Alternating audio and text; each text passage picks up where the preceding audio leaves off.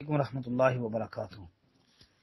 جی محترم بھائی نے تسبیح کے متعلق پوچھا ہے۔ بھائی یہ ہمارے ہاں جو تسبیحاں مشہور ہے نا، یہ داغے پر من کے جو پروئے ہوتے ہیں، موتی پرو کے تسبیح بنا لیتے ہیں، یا دوسری انگلی کے اوپر ڈال کے تو بٹن دباتے رہتے ہیں، وہ والی تسبیحاں، یہ اس طرح کی تسبیحوں کا ذکر تو قرآن و سنت میں ہمارے علم میں نہیں ہے۔ ہاں کچھ علماء نے اس حدیث سے استدلال کیا ہے کہ ایک عورت گٹلیوں یا کنکریوں کے اوپر تسبیح پڑھ رہی تھی تو نبی علیہ السلام نے فرمایا تجھے میں اس کام سے زیادہ آسان اور افضل نہ بتا دوں؟ پھر آپ نے اسے ایک دعا سکھائی۔ یہ حدیث سنن نبی داود کے اندر 1500 نمبر پر موجود ہے۔ جی حدیث کی سند انشاءاللہ حسن ہے۔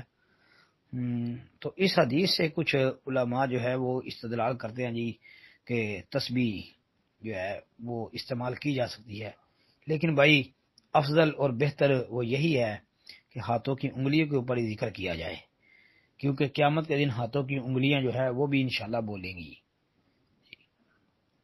تو تسبیح جو ہے اس کے متعلق واضح کوئی صریح نص قرآن و سنت میں ہمارے علم کے مطابق نہیں ہے جی، یہ صرف استدلال یہ علماء کا اور کچھ نہیں ہے۔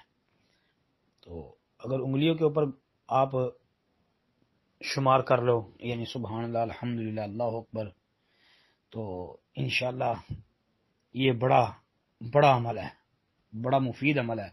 قیامت کے دن انگلیاں بھی بول کر گواہی دیں گی انشاءاللہ۔ السلام علیکم ورحمۃ اللہ۔